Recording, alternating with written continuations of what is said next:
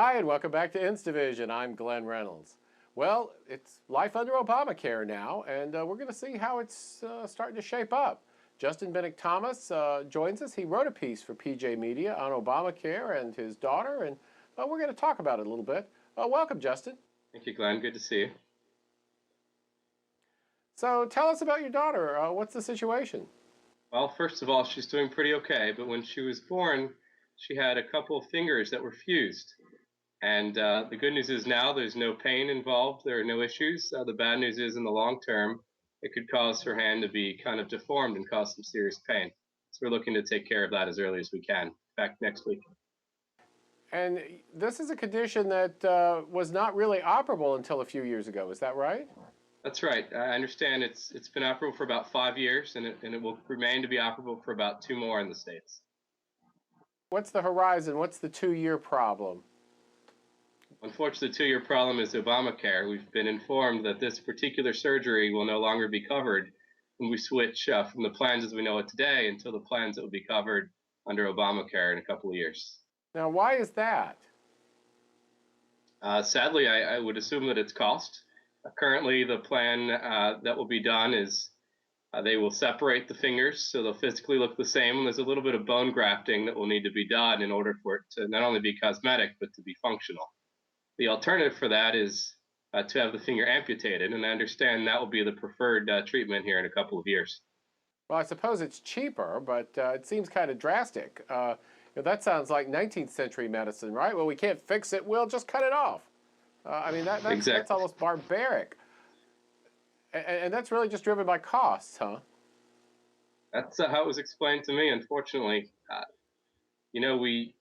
We seem to be choosing to go backwards. In my mind, that's a regressive step, not a progressive step. We have good medicine that's improved over time. In this particular instance, it's drastically improved over the last 5 years. Now we're opting by choice to go backwards to something more serious that will leave her less functional than she is today. Now, see, when they were selling Obamacare to us, they were always like, oh, if you're against Obamacare, it's because you don't want babies to get medical treatment. You want children to die. And yet, now that we have Obamacare, they're going to cut back on medical treatment for babies and children? That's what it sounds like. I guess this is an instance where the baby would die, but it's certainly an instance where my child would have the quality of life. The surgery will let her live just like anybody else. There won't be any restrictions, there won't be any pain, there won't be any risk anymore than you and I have on a day-to-day basis. Unfortunately, if in a couple of years had she been born, none of that would be true. There'd be significant risk for her, and there'd be significant pain from her, and we would have we'd have a real issue in mind. Right now, it's something that we can handle. Right now, it's something that's more or less cosmetic. It won't be perfect, and in a couple of years, it would be very, very different. What are you doing? Well, that's Are my we other hearing daughter. her in the background now? Oh. Eva, come around. What are you doing? The joys of live TV, right? Come here, dear. This is my other daughter. This is Eva. Hi. Hi.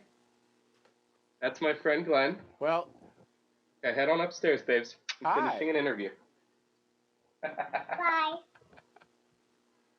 bye. That's so cute. Well, here are the people that Obamacare was supposed to be helping, and instead it's cutting them off. And in this case, it would do so kind of literally. That's really appalling. And I assume we'll probably see a lot more cases like this down the line if Obamacare continues. Unfortunately, I think that's the case. Well, I don't know how much we can do about it, but we're certainly going to spread the word and see what we can do. What's your suggestion as to what viewers should do if they want to find out more about this? Well, I think they should talk to their doctors as they still can. And if there's something serious, as in our case, talk to the specialist or to the hospitals. And if there are needs that we know are coming, selfishly, let's deal with those needs as quickly as we can before it kicks in. That's your immediate goal, is to take care of yourself and your family. And the long-term goal, keep in touch with your congressmen and your congresswomen, as well as your state leadership, to see what we can do to slow or to stop this. For example, in Ohio, we've opted not to join the federal, to create a state exchange, which at least buys us some time, if not gains us some real savings. Well, thank you so much for taking the time to talk with us. We'll be back on this story from time to time in the future, so we'll stay in touch. Wonderful. Thank you, sir. And thank you for staying in touch. We'll be back soon with more InstaVision.